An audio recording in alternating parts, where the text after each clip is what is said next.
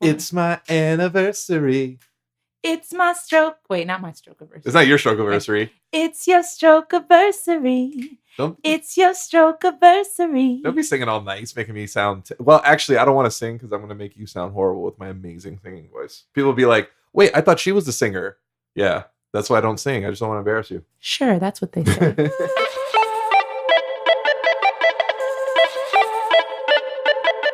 Hi, I'm Joe. And I'm Lauren. And we are the NeuroNerds.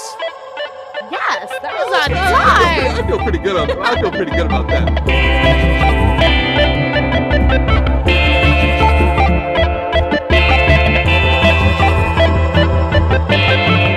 NeuroNerds. All right, so this is a special-ish episode of the NeuroNerds. So my awesome NeuroNerd partner, Lauren, is out being amazing. She has some competitions to get ready for, and everybody knows Lauren's an ass kicker, and she's kind of killing it. So sitting in for Lauren today is my incredible significant other who's making a really weird face at me for some reason. Felice. Say hi. Hello, everyone. So it's a special episode because it's a Joe-centric episode, which are always the best, aren't they? Well, I guess maybe for me. So it was my stroke-iversary a few short days ago. I say stroke-iversary because it sounds awesome, doesn't it? Instead of like, oh, it's your anniversary, it's your anniversary when I had my stroke. No, it's my stroke-iversary. I think it sounds really, really cool. So it's been 2 years since I damn near died. August 4th. August 4th, 2016. And the whole month of August, pretty much, because you were in the hospital for 3 weeks. Oh, yeah. I have no memory of that. None. Yeah. I know you don't. I remember it all. I remember when I had a fully functioning brain. So I don't remember anything about it. I honestly don't even remember waking up. That's what's really crazy about like having a brain injury. Like the lights just kind of like went out. At one moment I was watching you at a bar sing, not like a random bar that you just got up and like started singing. You actually had a show. I'm not crazy. Yeah, it wasn't like Coyote Ugly. Yeah. Like you actually had a show and I was really excited. I was hanging out with your dad and we're watching you like put on your show and I had like this massive headache. I remember drinking beer and taking aspirin. Yeah, that was a horrible idea. But I wasn't the brightest person in the world. Not me or my dad's idea at all. I just want everybody to know that. It was definitely a Joe idiot idea. It was a Joe dumb fix. So I remember that and then just not feeling well. And then I remember nothing for apparently like a month and a half. No, just it was about 3 weeks plus a few days. Yeah, I don't have much memory. Like what's really crazy is it drives me a little loopy that I don't remember waking up. Like I don't remember, oh, I woke up and you were the first thing that I saw. No, I don't remember. I don't remember anything. I just know I went from that moment hanging out with your dad with this massive headache and watching you perform, and then just kind of like radical acceptance, I guess. I was in a hospital and I was being told like where to move and to stand up and to try to walk and just do all these things. It was really, really weird. I didn't have that moment of clarity where it's like, oh, this happened. And you keep saying when you woke up, he didn't actually he wasn't like in a coma for a month. He was awake, but when you actually like, you mean woke up like where you remember? When I say wake up, like to me, I was asleep. I don't know what was happening. I could have been in a bubble. I could have been like in a frozen cube, like Wesley Snipes and Sylvester Stallone in Demolition Man. You remember that? Mm-hmm. Oh, come on. It's one of my favorite movies. Anyways, I remember that. You had me watch it. Because I'm a good person. So I could have been that. I could have been like somewhere else. I could have been in a pit. Like, I don't know. I have no memory at all. So to me, I was just asleep, like mentally. Right. Even though I was awake, I guess, and I was doing talking. all kinds of things. I know I was flashing people. You were flashing you people. are welcome, everybody. You were making jokes. Obviously, because I'm hilarious. Telling the nurses that you were not a drug addict, but you kept joking that you liked to do cocaine. So I've said this before, but for those of you who don't know, one of the last things that I watched, I guess, before my stroke, there was this TV thing. It was on YouTube. It was on YouTube. So there was this reporter, video. and she was going around. It was like Powerball, and she was asking people. She's like, "What would you do if you won like the $500 million?" And like everybody's like, "Oh, I'll do this, I'll do that." So she was at like a liquor store, and there was like the Spanish cat, and he was just kind of like, he just looked like he was up to no good. He just looked like he was gonna say something horrible. And she's like, "Sir, if you won, like, what would you do?" And she handed him the mic, and he just looks over. He cocks his head back and he goes, get a bunch of cocaine and hookers. And she was like, so I just thought that was the funniest thing in the world. And apparently that memory stuck because when I was in the hospital, all I did is talk about cocaine and hookers. I just thought it was funny. I thought it was funny before. I don't remember making those jokes, but apparently I just made those jokes nonstop, and it was a headache for Felice. And I had to keep telling the nurses, no, he did not do any drugs. He's not into drugs. He doesn't do drugs like that. And they just kept, it's okay if he does or did, we just need to know. I'm like, no, he's joking. Yeah, he has a really bad sense of humor. No, he's an idiot. Just really understand, he's an idiot. He doesn't do drugs. So I guess one of the leading causes of strokes for somebody my age when I had my stroke at 39 was people do cocaine. People like do a lot of drugs, and then that like messes with your brain, your heart, whatever it is. But they were like, yeah, so if he did it, like we need to know because there's certain drugs that we can't give him. They'll literally kill him if he's on cocaine. And I was like, oh, okay, I won't make those certain medications. Yeah. So apparently, like I was told, stop making those jokes. It's not good. I was like, okay, and then immediately start joking about cocaine and hookers again. Yeah. So that was fun. It was fun for me. I guess. You were talking a lot. I mean, you never stopped having a sense of humor through the whole experience, even though you don't remember. Even in the face of apocalypse, I am awesome. Your personality was intact. Yeah, it was. Even on the way to the hospital, they asked you who the president was, and you said when they were doing the baseline questions, and you said this was in the emergency room. You were full-fledged, like the second day or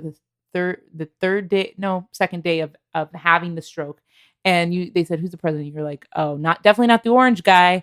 It was right before the elections. So, so you kept your sense of humor the whole time. I'm glad. That makes me very, very happy because that's one of the things that I'm glad I didn't lose. I lost most of my mind, I guess, but my sense of humor stuck. So that's good. So 2 years. Yeah, it's crazy. So I've only been fully coherent about a year, I'd say. A little over, a little under, maybe. Every day that goes by, I become more and more, I guess, myself. Like things stick more. You're remembering things better. Yeah, my neurons are connecting. So like certain memories are coming back. Certain words that were a lot more difficult to get to are just there now, which is amazing. So yeah, like I say all the time, I'm a work in progress, like the rest of us. But I'm progressing, and it's feeling pretty good. So from where I was year one to like year two, I think I'm kind of killing it. Yeah, he just to kind of go over a timeline of like his recovery. He did physical therapy. I was like, couldn't think of the word. Talking about, can't recall words. He did physical therapy until about June after he came. So August 2016, he had the stroke. June 2017, he was just about done with physical therapy. And really, I mean, before the new year, in 2016, he was already walking pretty well. He didn't need a cane anymore. He needed a cane when he came out of the hospital, and he immediately wanted to get rid of it. I'm like, Joe, I don't want you to fall. And there was a couple of moments when you did fall. You did fall. I'll around the house. Yeah. I'll comfortably say I was an idiot. I suggest that anyone out there who's struggling to like literally get back on your feet. There's a couple of people. Actually, there was a woman that reached out to me today, and she's like, I'm using a cane. Like, how did you do you have any advice? My advice: be patient. Be patient. It's Listen so to your difficult. doctors. One of my therapists, I don't remember which one, but he was like, all right, so you have to be patient or you're going to be a patient longer. So I thought that was pretty good. Yes. I thought it was pretty genius. So I'm doing quote fingers. I would forget my cane all the time. I just didn't want to take it. I felt conveniently. That's when his memory didn't work. Yeah. So I'd be like, oh, where is your cane? Oh, I forgot it. I didn't forget it. I just didn't want to bring it because I don't know. It's combination of vanity, discomfort. Like I didn't like it. I didn't like what it stood for. I wanted to be above it. Again, don't do that. It's only a moment in time that you're in this position, right? It's not weakness to admit that you're weak for this moment. It's weakness not to. So I was weak. I was very weak for longer. If you get will. Hurt. So I remember just walking around the house. Oh my gosh. So I should have had my cane. I didn't. And this is just my home. I'm just walking around my home. I fell so hard. Like it was, you know those commercials, I've fallen and I can't get up. It was comical because I kind of try to brace myself, and then like I tripped over like my own feet. I landed, like I hit my back, and then next thing I know, I'm literally staring at the ceiling. It was a problem. Like I don't even think I told you like how bad it was. No, and then you told me you gave me a heart attack. Yeah, I was like, hey, so not to freak out, but I did fall. Not a little heart attack. I'm okay. I fell. Like I would. It was rough. So you know, it's not weakness to use the cane. Like if I could do it again, you know what? I'm not even gonna lie. I would do the exact same thing. But I would advise everybody out there, just stay the course. You got to crawl before you walk. You got to do. walk before you run. I tried to run before I was even standing. And he learned really quickly that he had to be patient with his recovery. And something else, because everybody would yell at me. Something else that we did that was really helpful is we requested a handicap placard for him, and he had it until about, I think it was May 2017. Yeah, I had it for about a year. No, not a year. Did I have it? No, I had it May 2017. So you had the stroke in August 2016 till May. I'm not going to do math on the months right now. So yeah, I don't do math anymore. So yeah, that was really helpful because we could park close to wherever we needed to go. So I suggest to anyone who is getting over a brain injury and has physical impairments, make sure to talk to your doctor about getting a handicap placard. Yeah, get that placard. It was very helpful. Because not all the time will your doctor volunteer that information that, hey, you can get a handicap. I could sign off for you to get a temporary handicap placard. Yeah, it's not permanent. Like unless you're permanently injured, you know, it's not permanent. It's only temporary, and it was very helpful for me because just standing for 2-3 minutes, it was a problem. Like it was hard. That was very, very difficult. And just walking like long periods, like, oh, well, I parked, I don't know, half a block away. That was a journey. It was almost trying to get to like Mordor in Lord of the Rings. It's the nerdiest thing I think I'll ever say. Wow, Lauren. Yeah, I know, right? See, that was an honor. It's okay. Lauren. You didn't start naming off like I didn't, and I'm not all the languages and elves. I'm not speaking Elvish, different species, and I'm not naming the tertiary characters Sorry, that are Lauren. related to the I love tertiary you. characters. but yeah, like stuff like that. It was very helpful. It's those little things. And again, vanity alone. I'm like, I'm not handicapped. I don't need a handicap placard. I did. I needed it, and it wasn't permanent. It's was not temporary. Permanent. You it don't was have for to that feel moment. That it's going to be like that forever. It's just to help you for right now. And like, if eventually, if you do have some impairments that you do need a permanent handicap, don't shy away from that. It doesn't mean that you're weak. It's just you need to make sure that you get the help that you know can, what it means? all the help that you can. It means you can park anywhere. Yes, this is very true. You know what else it means? It means you don't have to put money in meters. Yes. So that was very helpful for a few months. Yes, but yeah, it was very, very helpful. And so just make sure you talk to your doctor about that if you are a caregiver. Make sure. Yeah, for sure. If you're a caregiver, because I wouldn't have even have thought to do that, like at all. I'm so thankful to have Felice as my advocate, my caregiver. And I think she'll need an advocate and a caregiver after I'm done because the emotional strain of me. But yeah, 2 years later, I'm feeling pretty good, and the more and more of you guys that are out there that reach out to me and talk to me, like the better I feel, because I feel like what I'm doing, like I started this with early on with Lauren, because like we struggled really, really hard to find like a community, and then I found this chick and I'm like, oh my gosh, like you had a brain injury. You understand what I'm going through. Oh my God, you're a nerd. No. You're like queen of all nerds. And so, we couldn't really find a community. So just building a community ourselves was very helpful, like for our recovery, and now I kind of feel like I'm doing that for you guys, which is amazing because it's really helpful for me. Like I'm doing this because I kind of have to, like this is my routine now, and routine is everything. That's very true. I've said like a million times. And now like the more and more and more of you are reaching out to me, like I'm hearing your stories. I'm helping you guys. What's really cool is I'm actually starting to ask you guys for help too. So at the beginning, it was really, really difficult for me to like be like, hey guys, so I'm going through this, and like I don't want to be that guy.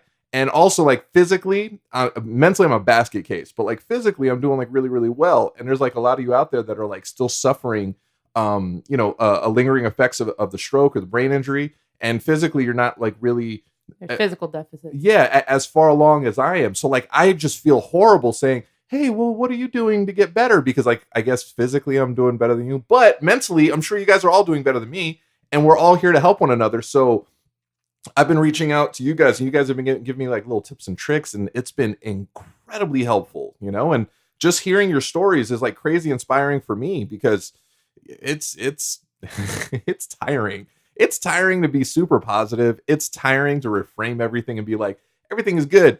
But it's necessary, because like, no matter how terrible and how bad things get, hey, we made it. We lived, That like, was something that was a really big change for you, I think. And I think one of the positive things out of this experience, which I think it's important for everyone to try to look at the positive. I know that you can be like, oh man, what's positive about having a stroke?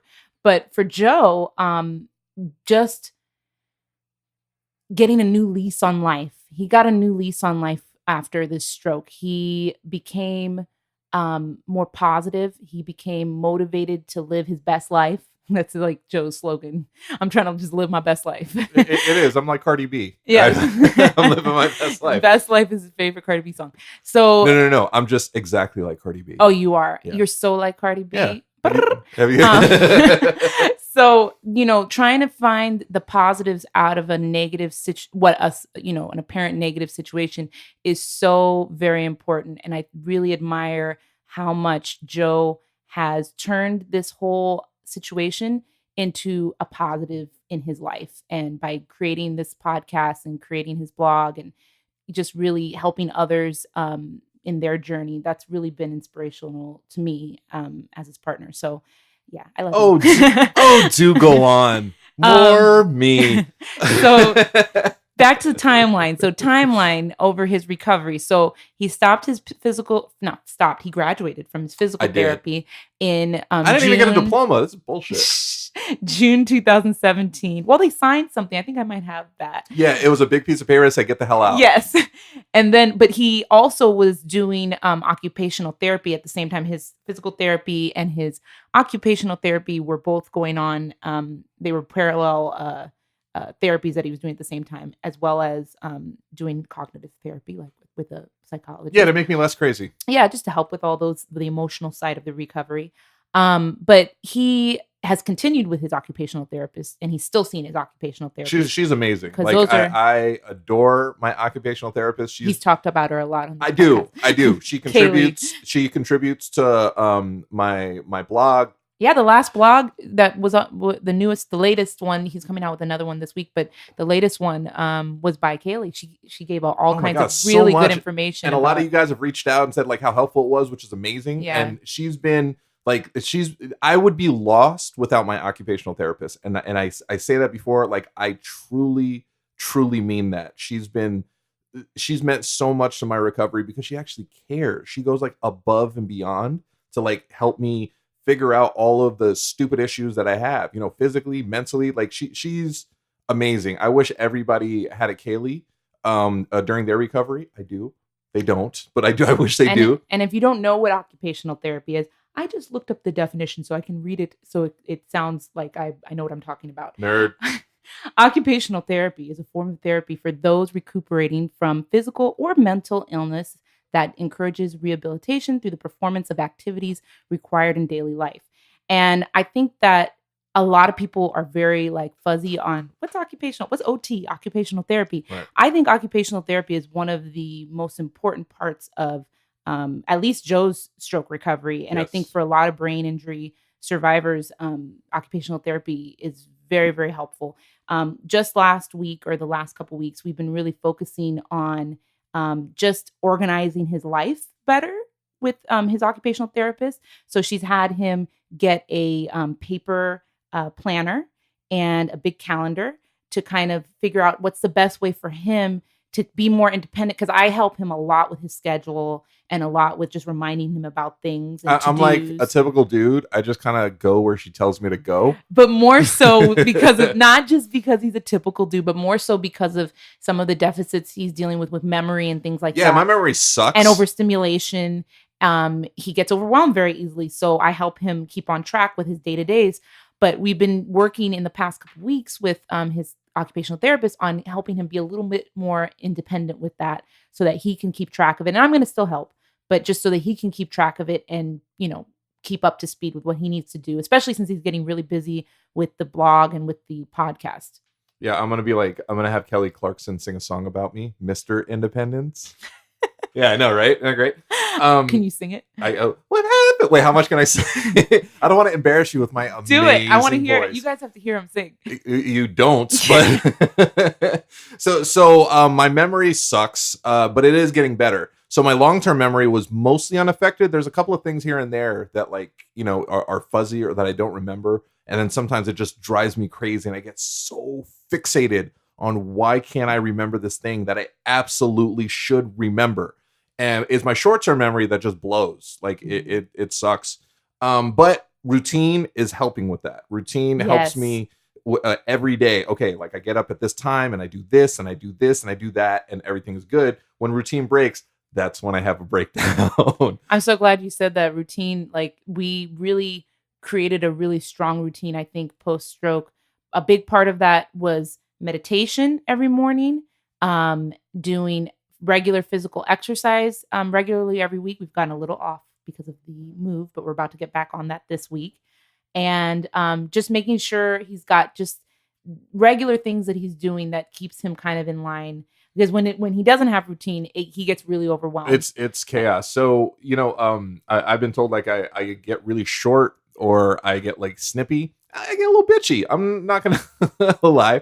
So, it was just really, you got so amped so quickly. The thing is, I don't. A normal person, not that I'm abnormal, I'm a little abnormal. A normal person will have like, all right, you're at 0. That's your baseline. Just everything is fine. Everything is calm. And then like several things happen and it kind of amps you up a little bit. Now I'm at like a 3. And then some more things happen. Oh, wow. I'm at like a 6. Some more things happen. Some more things happen. You keep on getting amped until boom, you're at a 10 and it's too much. Right. So that's normal people. I'm not normal people anymore. I had this gnarly brain injury. So I'm constantly overstimulated. I'm constantly like super amped and overwhelmed. I wake up, just waking up in the morning, I'm at a 5. That's how I wake up. So I'm halfway past where normal people, like when people explode and get like really angry or upset or overwhelmed or just burst into tears or like just fall down and they're like in the fetal position in a corner, I'm already halfway there when I wake up. So what's overwhelming is everything is overwhelming. So I remember when you told me that for the first time, I was like shocked because I wake up and I'm like, okay, I feel pretty good. I just woke up. We meditate. I know the meditation helps like kick off your day and probably helps calm you down from that initial, 5 that you wake up at. I meditate to Metallica and Slayer. So I might want to switch over to maybe Marley or something. I don't.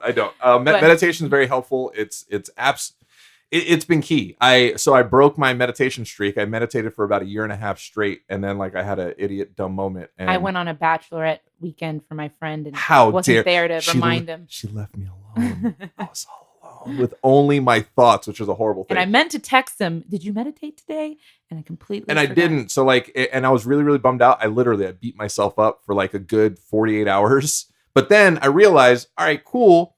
Not a big deal. It was just a moment in time. It doesn't take away the year and a half straight that I meditated. Has 700 something plus days of meditation. Yeah, his logged in there. So. I was killing it. I was meditating every day since I got out of the hospital. So it was a bummer I missed one, but I was right back on board. And now I'm just about 30 days, 5 weeks in. I'm almost 40 days. In at my next streak, and I'm looking forward to doing another year plus. Actually, I hope I make 2 years straight. Yes. So meditation's good. His dog has been very helpful. His service dog, Stella, who's laying here on the floor. Oh, it's my puppy bear. Oh, I love it. That's how I talk to my dog. I'm not ashamed of it at all. I look at her and I pet her and I squish her cheeks and oh, puppy, I love you so much. And I think that a lot of people, especially brain injury survivors, we've talked to some people through that follow like the NeuroNerds on Instagram. I think that who also have service dogs. I think it's really helpful, even if you don't have physical ailments. Like Joe suffers from PTSD and the overstimulation and has dissociative episodes, and she helps him. She snaps him out of those, alerts him when he's having those episodes. And there's a lot of information out there on psychiatric service dogs, and I think that it's difficult sometimes to figure out like kind of navigate the whole ADA world and understanding like how to get a service dog, how to get it trained and all that stuff. But we ventured into all that. We learned all that. We found a great shelter that had a great program, Pause for Life through Karma Rescue. Do your research for sure. And if you need specifics or have any questions, like DM us, message us. I'm happy to share. We're more than happy to help and share. Yeah. Yes, Stella, my animal, she's been awesome. She's just very calming because she's just a big hairy golden retriever and loving. And so she does offer emotional support as well. And that's something that I think that people get confused between the difference between psychiatric service dog and emotional support. A psychiatric service dog can offer emotional support, while an emotional support animal isn't necessarily a psychiatric service dog. A service dog has skills and tasks that they can do, or tasks and jobs that they can do for you. My dog is a Swiss Army knife. Yeah, she does basically, it all. she does it all. She's the bestest pup in the world. She also does taxes, and she's just a genius. She's wise beyond her years. She is. She's a rambunctious teenager. People always think she's years. like, oh, your dog, she's like 10 years old. No, she's almost 3. She's just got an old soul. She's got a very old soul. People who don't like dogs like Stella. Yeah, it's weird. Like, people are like, nah, man, I can't mess with dogs. They're like, you know what? Your dog's pretty cool. Yeah, I know. Obviously, she's my dog. So she's been a big part of his recovery as well. She has been. She's great when it comes to routine, because every morning I wake up, I meditate, I walk my dog, I come back, I make myself a shake because I gotta keep my girlish figure.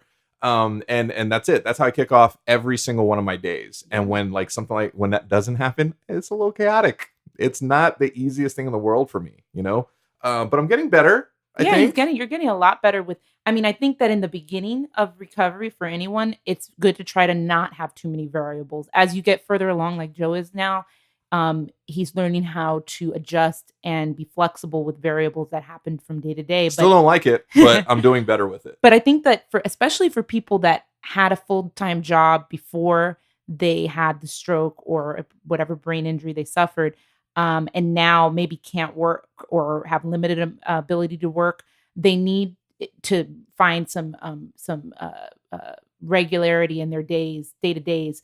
Routine is very helpful with that, and that's one of the biggest things that I would say if you're a caregiver helping someone through recovery from a brain injury, really try to help them find routine.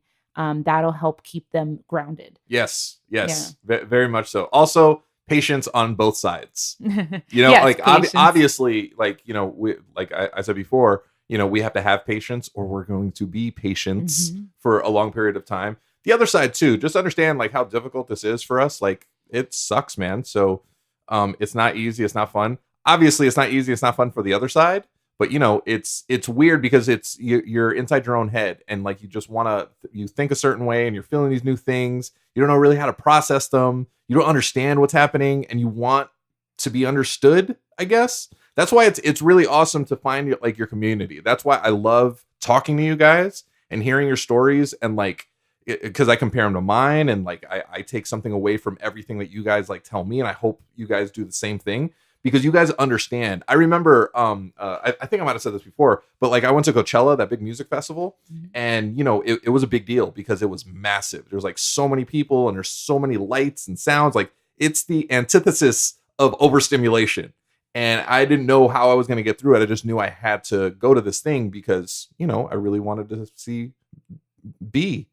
I didn't. I'm not a Beyonce fan, but I became a fan after that. He totally became. He's part of the Beehive now. I'm part of the Bayhive. I call it the Bayhive because it makes sense. Beehive doesn't make sense. Why does it not make sense? Her Because name is Beyonce, not Beyonce. They call he just her wants to call her Bay. Bay because, you're Bay, you're Yes. Bay, you're my Bay. It makes sense. But no, Joe, no. You could be part of the Beehive. I'll be part of the Beyonce, Bayhive. not Beyonce. So I remember telling people, and people were like, "Oh wow," because it's post stroke. How did you do? Was it okay? And then I remember I talked to oh my gosh, who was? Oh, it was my homie Rianne from the Netherlands, my gamer homie, who's amazing, and I love her Twitter handle. It's Riri Games Badly. That's hilarious. I also found out Rianne is 6'1". Crazy. Whoa. She's like Fun facts about Rianne. Hey, yeah, Rianne. she's like I got to see her on Twitch when Joe was watching her on Twitch. She was pretty cool. yeah, She had a stroke. She did. She suffered a stroke. She So did. she's playing video games. Actually, I'm sorry. Let's make sure to come back to the Coachella. Video games. Yes. That's a great therapy, occupational therapy. But by the way, don't do it right away because you might get swallow your frustrated. tongue. Yeah, you might get that too. Yeah, so like the overstimulation from video games, I wasn't allowed to play video games for how long? If you couple of months? are a seizure risk, you may not be. Yeah, it was a good to seizure go risk the with first video like games. two months out of the hospital. Yeah. And they were like, don't 1 month. 1 month? out And of they the were like, yeah, hospital. don't game. And I was like, oh no, I want a game so badly because I'm a gamer. And then like when I finally picked up a controller and started to play, I was like, this is so foreign to me and nothing made sense and everything sucked. But it's great puzzle. It is. So like your brain. about a year and a half later, I like once I started like game again regularly, I realized it's so difficult. But it started getting my neurons to connect because like all the games that I play are like puzzle based games where it's like, oh, you have to get this. What are your favorite ones? Like what am I? Fallout is Fallout, Fallout 4 is yep. probably one of my favorite games. I play Uncharted. I play Grand Theft Auto. Which one? I think Uncharted was the one game that you had not played before you had the stroke. Yes. And you finished it now, right? Yes. Yeah. So he finished a game, guys. I did. If you're struggling finishing a video game after having a brain injury, know that there's hope. There is. Joe did it. Joe did it. He finished Uncharted. Also, I'm amazing at playing video games. And like, going back to old, but you had to go back to some old. Yeah, let's just Joe's praise. amazing. Let's just praise how amazing I am. He's so amazing. Oh my God. He's such an amazing video That doesn't game. seem forced at all. Yeah, so I like before the stroke, I would be able to play a game and I had this thing in my head, 48 hours, I could pass any game.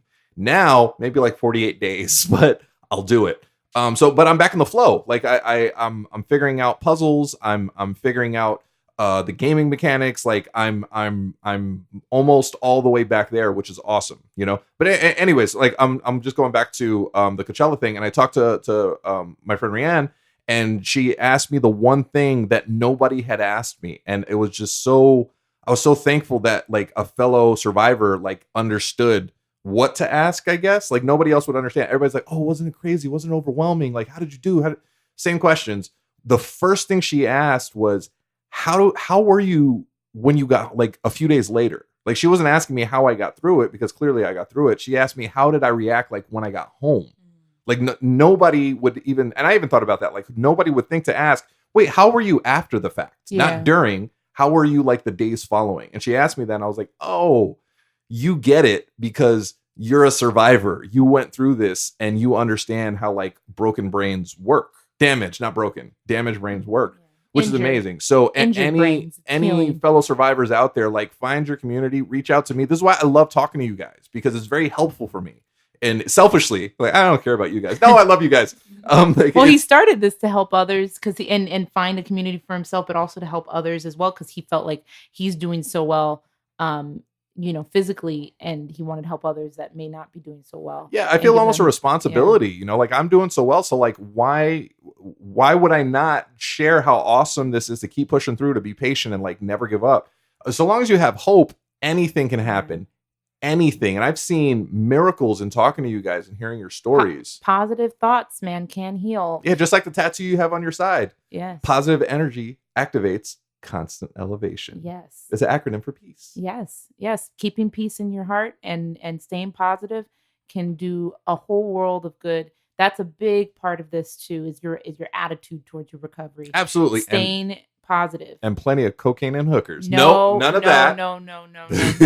Okay, back to Coachella because I took you off track from that earlier. No. It was that was a feat. I know you've talked about this before on the podcast, but I know you were bringing it up, and I totally took you off. No, it's fine. I got back to it. You know, and Rianne asked me afterwards, like, how did I do after the fact? Yeah. You know, that's why I think talking to people who have gone through what you've gone through or are going through what you're going through is so essential. You know, because they're going to help you figure out some stuff. There's some stuff like I was told about post-stroke fatigue.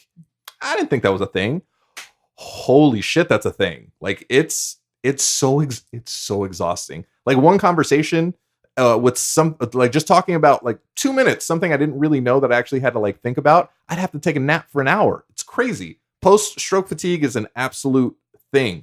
I didn't know about that until I started talking to other survivors, you know? Post-stroke fatigue is not necessarily related to activity level or quality of sleep and does not always improve with rest. Post-stroke fatigue, the invisible symptom, affects between 40 and 70% of stroke survivors. It can make you feel unwell and like you are not in control of your recovery. What's great about Fun that facts is, from Felice. yeah, she didn't read that at all. I did read it. Yeah. I have my phone right here. I'm Yeah, able to fact check. It was painfully obvious you read that. I wasn't trying to make it like 40 to 70% of. I wasn't trying to make it like I came with that naturally. But yeah, no, I see that all the time for you, and that's a part of being patient as well as with being a caregiver is also knowing when not to push. So sometimes I'm like, okay, come on, let's get going, let's do some things today. But then sometimes it's like, oh no, you're really tired. We had a big day yesterday, and now this is what it's hitting you like this today. So I have this thing because I'm vain. I probably think this song is about me. No, so I have a certain amount of vanity that I don't want people to see me as like broken or bent. I want them just to see me as, I don't know. I want people to celebrate, I guess my survival. Like, oh, wow. Like, wait, you had a stroke? That's crazy. Like you're doing like, I want that. I don't want, well, yeah, he had a stroke. So I mean, I don't want that. I don't know why. I don't want that. Felice, why am I like that? Because you have a lot of pride. You're a Puerto Rican man. Yeah, and that's probably why I had the stroke too. You've been the male head of your family, and so you've always had to be the strong one. And anybody out there who's in that position where you've always been the strong one for your family or everything, look, if you are, recovering from a stroke or a brain injury, you need to step down and let others step up and be there for you. Yeah. That's a big part of this too, is learning how to take help. Yeah, to be honest, that's real strength. That's absolute strength to say, hey, you know what? I need help. There's nothing more powerful than actually being honest with yourself and others in doing so. So when you came, I remember it was I would basically pretend as best I could that I was fine, even though I wasn't, so like I'd be exhausted, or I'd be crazy overwhelmed, or I would just feel like a basket case, but I would still go about my day-to-days like nothing was wrong because I just didn't know how to really talk about it, or I didn't think anybody would really, really like understand. And I don't want anybody to like look at me like I was weird or crazy. I'm talking to you mostly because you live with me. And I just remember there was one time, I think you noticed that like I was exhausted, and I came home from, I think it was one of the therapies, and I laid down on the bed and like I almost passed out like right there. And you came in and you said, "You're really tired, aren't you? You're really overwhelmed today." Yeah. So you can't that's hide very emotional right now. Because it was the first time where I was like, you see it, because it's really it's really lonely to like feel this way and not have anybody like understand like what you're going through, especially like your significant other who's like amazing and with you there the entire time, but still to feel like, wow, you're here and you're doing so much, and I'm so grateful for that, but you still have no idea what's happening and you don't see what's happening. So it was that moment where like I just felt like, wow, you get it, you understand. And I remember like we were supposed to do something and I think we didn't do it, and I literally just slept for hours. But it meant the world to me that you saw without me saying anything, and with me doing my best to pretend that I was fine and I'm strong and I'm ready to do everything. Just you saw that it was just too much for me, and it just caught up.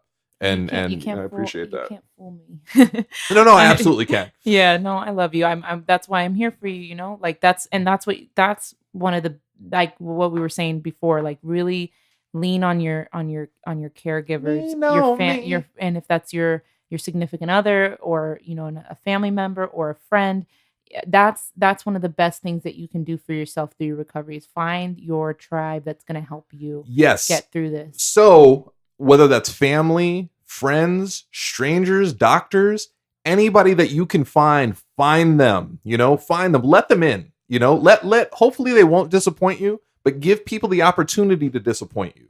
Open up, share how you're feeling, be honest. Look, we came back from the brink of death.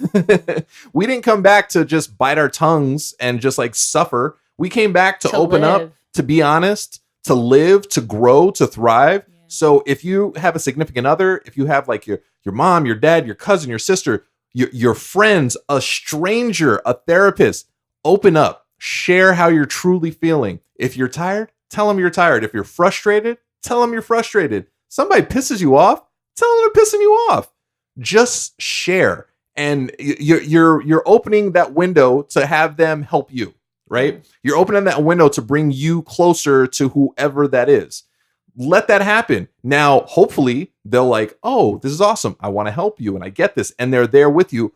Or worst case scenario, they're kind of dicks. Cool. Now you know I can't. That's not the person in this part of your life. And don't feel bad for opening up and giving that person the opportunity. You did nothing wrong. It's that other side. Yeah. It's the other person, you know? And I don't even feel too bad for the other, like, I don't blame them 100%. Because to be honest, to deal with like a stroke survivor or a brain injury survivor, it's a lot. It's a lot to ask from your friends, your family, your significant other. It's so much to ask. And the fact that they're there and they're helping us, we have to be pretty understanding to them. And as a caregiver, you can't get offended when they might, they may get a little upset or frustrated and it feels like it's getting taken out on you a little bit, because that's, it's a really hard thing to go through. And sometimes they get overwhelmed. Like Joe gets overwhelmed and overstimulated, and he doesn't know how to regulate his emotions sometimes.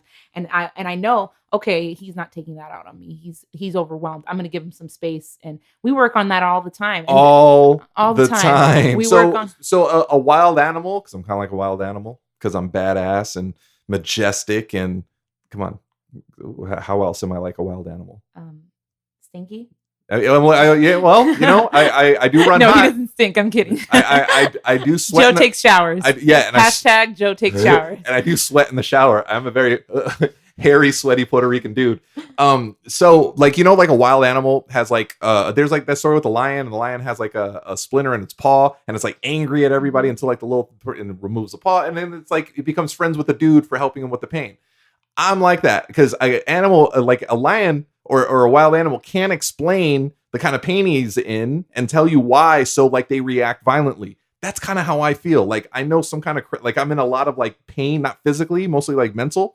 I don't really know how to explain that. So like I'm just like and it sucks. I'm trying to get past it. I'm trying to like grow past it, and like meditation helps. I have certain tools. I just need to sharpen up my tools, but you go to therapy for it. I do.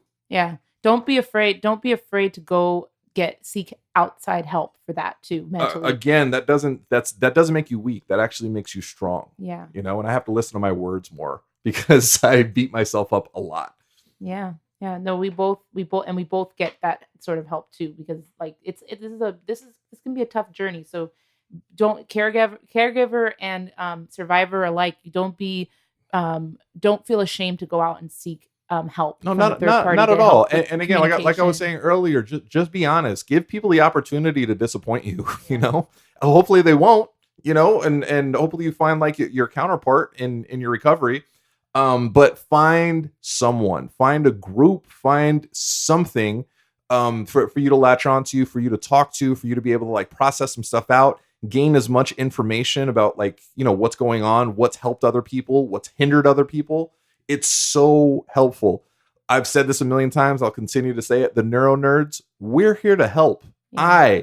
I am here to help. So ask me questions. Hit me up. I'm a pretty nice guy. I respond to everybody who reaches out to me. He does. He answers like I help him with managing his social handles, and she's one of my people. But Joe answers all the direct messages. Every so person. I'll see like a bunch of push notifications. I'm like, whoa, Joe, are you handling all that? And he's like, yep, we're having a conversation back and forth. I'm like, whoa, okay. That Joe is like talking all the time to all the different people that are in the community, and I admire that so much. I'm very admirable. One other thing I wanted to say was make sure with your recovery that you keep up with your health. Go to all your doctor's appointments. Yes. Make sure that if you have any problems that you go to the emergency room. Do not or urgent care. Don't go to urgent care. Oh my God, urgent care is amazing. Yeah, go to urgent care first. I didn't know what that was. Real emergency, then go to emergency. So I grew up really poor. I didn't know what urgent care was until I started dating Felice, and she was like, "Oh, I'm having this like muscle thing. I'm just gonna go to urgent care." I'm like, "What the hell hell is urgent care? I don't even know what that is. It's great. Yeah. So like I never had insurance again. I grew up like super poor. So I would just get sick, and then you would get sick to the point where you have to go to the emergency room. That's it. You don't make doctor's appointments because you can't afford those. You just get sick enough to you go to the emergency room. They like put a Band-Aid on it, give you some drugs, and then they say, get the hell out. I didn't know what urgent care was. It's amazing. Yeah. It's like the coolest thing in the world. So like, don't be afraid of it. I was very fearful of doctors and all this stuff like growing up because, I wasn't in my comfort zone. Now I'm a grown ass man and I almost died. I love all this stuff. I like messing with my doctors. I like, just being like this, just around them. It's great. It's also, it feels good to be here. It'll keep you from going back. Too. Yes. Like, yes. So I tell all the survivors, like it's all this stuff is stressful. All this stuff sucks, right? I'm so happy and thankful to be here to experience this suck instead of being stuck in a hospital bed or worse. I cannot be here. Like, you tell me what's worse, having to go see a doctor that you don't like or go do some physical therapy or regular therapy that you don't want to do, or nothing, like endless nothing. Like, I don't know. This is awesome. I'm actually very thankful to be going through this dumb shit that I don't want to do. Yeah. And don't feel like falling back a little bit is like you're totally falling off track. Like a couple weeks ago or a month ago, Joe had a little spike in its blood pressure. Oh, yes. We went to urgent care. Because Joe's an idiot. And then the urgent care doctor was great and was like, no, you need to actually go to the emergency room because you had a stroke. Anytime you have a spike in blood pressure and with a headache, it was with a headache. That's why we went into the urgent care. Which was really concerning because I suffered from migraines pre-stroke, and that was just all the signs saying I was going to have a stroke and almost die. So yeah, I took that very seriously. It was really concerning because I haven't felt that in forever. Never ever really want to feel that again. So if you've had a stroke and you're experiencing a really bad headache and you have a spike in your blood pressure, go to the emergency room. Do it. Don't even go to the urgent care. Go to the emergency room. Yes. We didn't know that his blood pressure had spiked until we went into urgent care. Yeah, that's what was giving me the headache. And so they sent him to the same hospital that he got his treatment when he had his stroke, and called. She was great. She called one of the doctors that actually treated him while he was in the hospital for when he had his stroke, and they actually prepared the emergency room knowing that we were coming. I was like an emergency room VIP. Yeah. I like walked in. There's like a bunch of people there. For him. And they're like, hey, right over here, sir. Like, and they did awesome. a CT scan on him. And and those suck, by the way. He was clear. What's funny is he didn't remember that he had done a bunch of those when he was in the hospital. No. So he's like, have I done this before? I'm like, yes. So real quick. So the CT scan, I don't know if anybody's had those. I felt like I pissed myself. Sounds weird. So they put you in that thing, and the doctor or the I don't know, the specialist, before you go in, he's like, all right, you're going to feel like a warm sensation over your body. And I was like, all right, cool. Not a big deal. So I went in and I felt a warm sensation over my body, mostly around my crotchal region. It was really weird. So I was like, oh, did I just piss myself? What is happening? I was so thrown off. So as soon as it was done, I literally had to put my hand like next to my crotch on my pants. And I was like, no, I didn't piss myself. Why? It felt exactly like I pissed myself, right? So I get out, and then the specialist comes in, and he was like, well, how are you feeling? I was like, oh, it's a little weird. He's like, did you feel like you peed yourself? I was like, I did. Why didn't you say that? But yeah, so that's like a normal thing. If any of you guys have had a CT scan and felt like you pissed yourself, please let me know, because misery loves company. I think it was hilarious. So, well, you know what? I forgot what the word was for it. They did something extra that made it was like impression. I can't remember what it was called, but that's what I had a brain injury. I'm not going to remember at all. I'm sorry, guys. I'll put it in the show notes. But anyway, you know how they have like a pregnant couple, and it'll be like, oh, I have sympathy pains. Like, you have sympathy brain injury. Yes, I do have sympathy brain injury, which actually is something else that, well, to end that story, he was fine. The CT was completely clear. And he came home that night. I just had trouble regulating my emotions, which is important to know. Like, now we know if he gets really, really upset, even though he's taking blood pressure medication, and his stroke was blood pressure induced, high blood pressure induced stroke. Even if he is taking his blood pressure medication, his blood pressure can still spike if he gets overwhelmed, overwhelmed. I am such a man that drugs can't stop my idiocy. I don't know if that's something to brag about. But no, absolutely not. But what it taught us is that we need to really work on his tools to regulate his emotions. I need my tools. Yeah, regulate his emotions. So that's something we've been working on. But I was going to say, as a caregiver or being somebody supportive in somebody's life who's getting over or recovering from a brain injury, something that you should never do is when they say that they forgot something or they're having some sort of deficit that they're dealing with from memory or some brain issue. Don't go, oh, that happens to me too.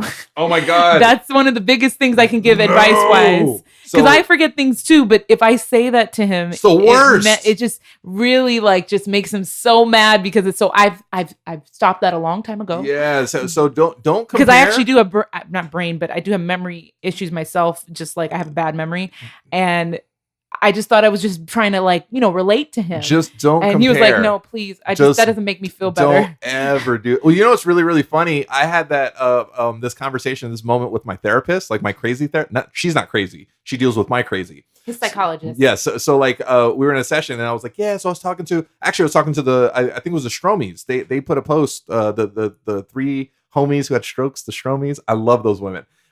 So they had like things that you shouldn't do or that have happened, and one of them is like comparisons, like, oh well, I have that too. Oh, I forget all the time, it's not a big deal. So I was sharing that with my therapist, and she almost like got red, and she looked at me, she was like, oh my God, I've done that to you, haven't I? I was like, yes, you have. I don't, nobody does it maliciously. Yeah, people just do it because they want to make you feel better. But for most survivors, I'm not going to speak for everybody, I'm only going to speak to literally everyone I've spoken to so far. It doesn't make us feel better. It makes us feel worse, because you can't compare. It's like, oh, well, you forgot. Yeah, that sucks. My brain was exposed. They put a hole in it to drain the blood so I wouldn't die. There's a big difference. That's why I'm forgetting these things. Like, I don't think it's the same. So please don't do that. I just think it's really funny that I shamed my therapist. Yes, I thought it was funny too.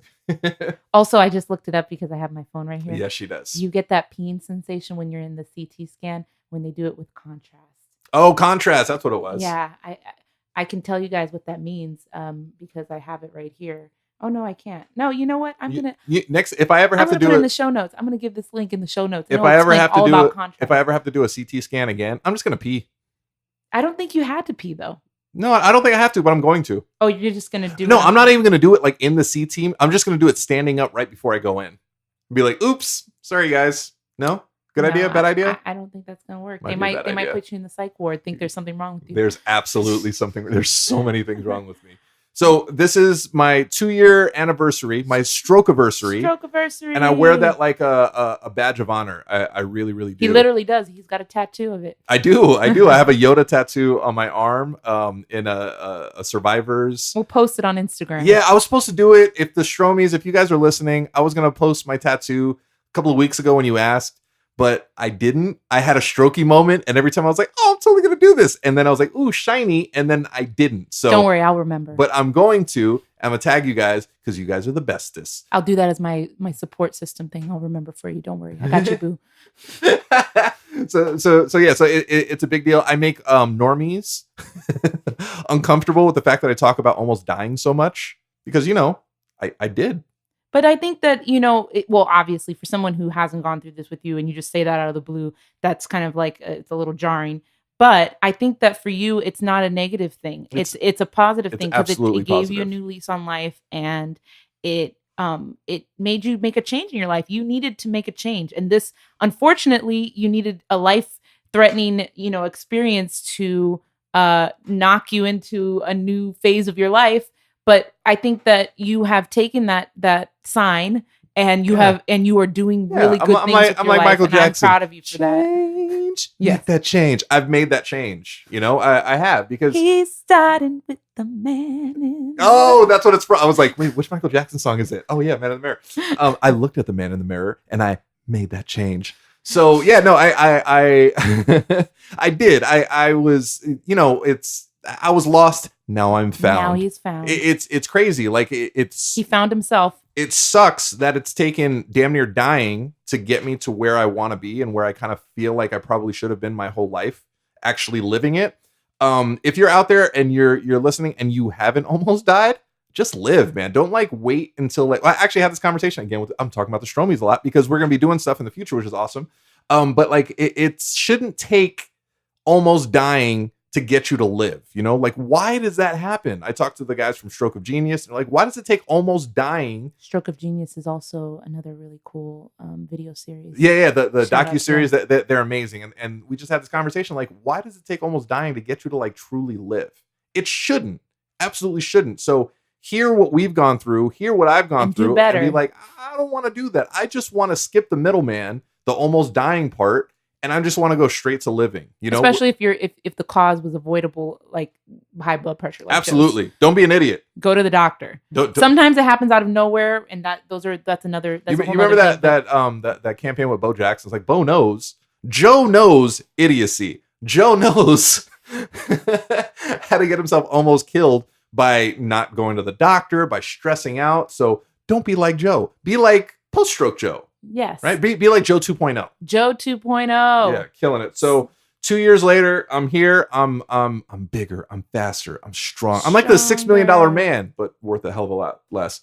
No, worth a hell of a lot more. You're worth way more than 6 million. Yes. You're worth 600 billion. I thought you were going to say $600. I was like, I don't know if that's more. Keep pushing forward. Never give up. No, like really, never give up. Be patient. I know it's really, really hard. Do as I say, not as I do, because I am not the most patient person. Not one of my virtues, but it's very, very helpful. Like once you realize I just have to take this like one step at a time. I have to stand. I have to crawl before I stand. I have to stand before I walk. I have to walk before I run. Just take everything as steps. It's all steps. You can't do it all at once. It's all steps. Take your time. Find your community. Be patient. Love each other. Follow us at the NeuroNerds. Yes, follow at the NeuroNerds. At Joso Rocks. Me at Joso Rocks. I'm at Felice LaZae if you like music. Yeah, she's dope. We have a Uso Rock support group on Facebook. I'm not there yet. I started that way too early because I just wasn't ready to do that. Slowly but surely, I'm getting there. Like I said, it's all steps, and it's definitely one of the steps. I'm getting there. Thank you to Avid for sponsoring this. Oh, you can talk about Avid since you are an Avid sponsored artist as well. What does Avid do? So I'm going to explain right now. Avid, it makes tools for audio production and video production. And we use Pro Tools to edit every episode of the NeuroNerds. Pro Tools is their music audio, well, not just for music, audio production, DAW. It's a digital audio workstation that you can use to edit and to record. And that's how we're recording this episode right now. That sounds so fancy, doesn't it? Super fancy. You can follow Lauren, who isn't here. She's here in spirit. Lauren L. Manzano. She's getting ready for competition. And, you know, Lauren's amazing. If you guys didn't know, Lauren's a dancer. And yeah. That's the competition she's getting ready for. Oh, yeah. I saw her outfit. There's like lightsabers involved. She's killing it. Wow, it's a nerdy dance competition. It is. She's awesome too. And she's fighting through like a wrist injury too. So, yeah. But she's a warrior. She's going to get past it. If you want to listen, the NeuroNerds.com. NeuroNerds.com. You Joso Rocks. Joso Rocks. At Joso Rocks everywhere. The links are always in the bios. It's in our show notes. It's in the show notes? Yes. My voice always goes up when I'm like not 100% sure about things. That's where it is. Hey, the NeuroNerds, we're here to help. Really, really, I love talking to you guys. I love hearing your stories. Please reach out. I'll reach out to you guys too. It's not. Thanks for having me. It's not just one way. I reach out to you, so make sure you respond back. I appreciate Felice for sitting in and talking about how amazing I am over the past 2 years. That's what this whole thing has been, right? Yeah, this was just about me talking about how amazing. Yeah, like how awesome I am. How good. Wait, no, talk about my good looks too. Like I'm really attractive. Good looks and how attractive. It was so unprompted. This is so spontaneous and beautiful. Whatever.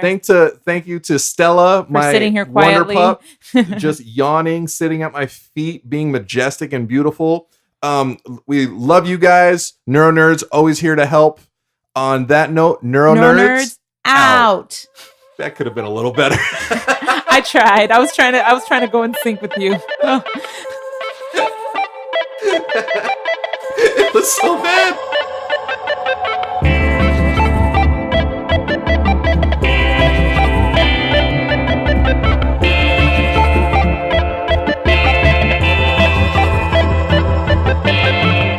NeuroNerds.